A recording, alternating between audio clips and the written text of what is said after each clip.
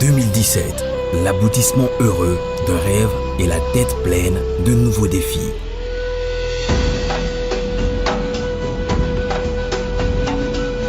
Pour bien lancer la nouvelle année, comme il est de coutume, la traditionnelle cérémonie d'échange de vœux entre la direction générale et le personnel a eu lieu le vendredi 6 janvier 2017 dans l'enceinte du siège de la Confédération Générale des Entreprises de Côte d'Ivoire, CGECI, dans une ambiance de fête et d'humour.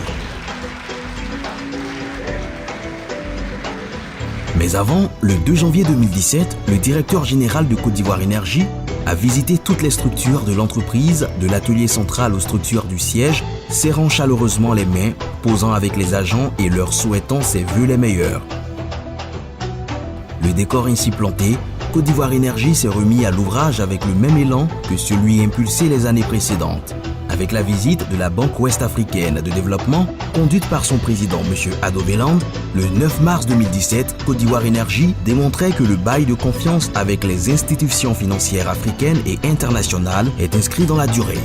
Cette visite, tenue dans l'esprit de celle qui avait marqué la fin de l'année précédente avec la présence de la Banque européenne d'investissement, a été l'occasion pour l'institution financière sous-régionale de réaffirmer son soutien à la Côte d'Ivoire, plus particulièrement au secteur électrique ivoirien.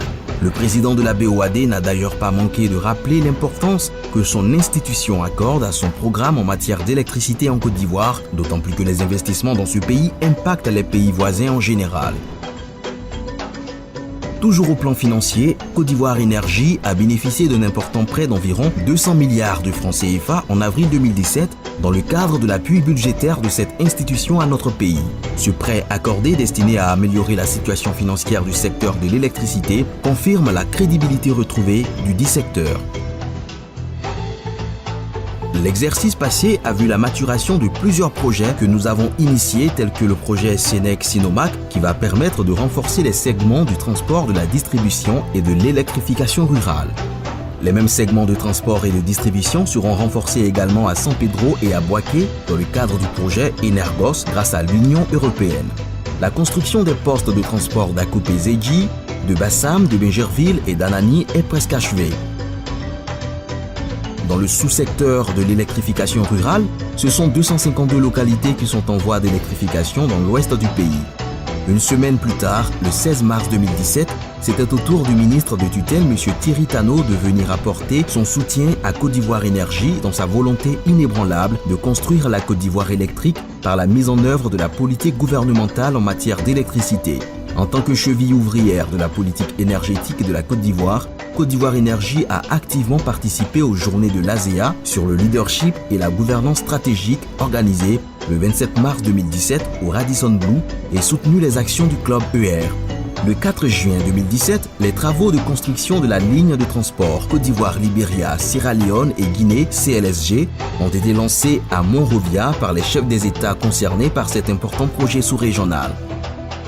Mais l'événement qui aura mis l'entreprise sous les feux de la rampe est bien évidemment l'inauguration officielle du barrage de Soubré par le président de la République, Alassane Ouattara, le 2 novembre 2017, mettant fin ainsi à ce chantier qu'il avait lancé le 25 février 2013.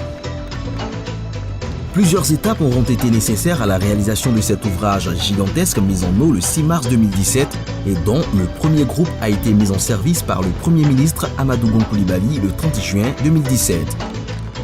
2017 voit donc l'aboutissement heureux de ce vieux rêve qui vient donner à la Côte d'Ivoire son plus grand barrage hydroélectrique et qui augmente du coup la part des énergies renouvelables dans le mix énergétique. Il y a de quoi se réjouir en effet, eu égard à la portée de la réalisation de ce barrage qui vient relancer les projets hydroélectriques dans notre pays. La réalisation de cet important ouvrage a aussi permis aux responsables de l'entreprise de bénéficier de la reconnaissance de l'État par la remise de médailles les distinguant dans l'ordre national. D'un coût estimé à 306 millions de dollars américains, le futur barrage de Gribo-Popoli a été lancé à la même date que l'inauguration de l'aménagement hydroélectrique de Soubré et d'autres projets sont prévus pour être réalisés en aval du Sassandra dans les années à venir. L'année 2017 a été aussi l'occasion pour Côte d'Ivoire Énergie de participer à plusieurs salons et foires tels les festivals de Daoukro et de Yamoussoukro, Archibat, le SIA, de parrainer et de sponsoriser plusieurs événements conformément à sa vision d'entreprise citoyenne.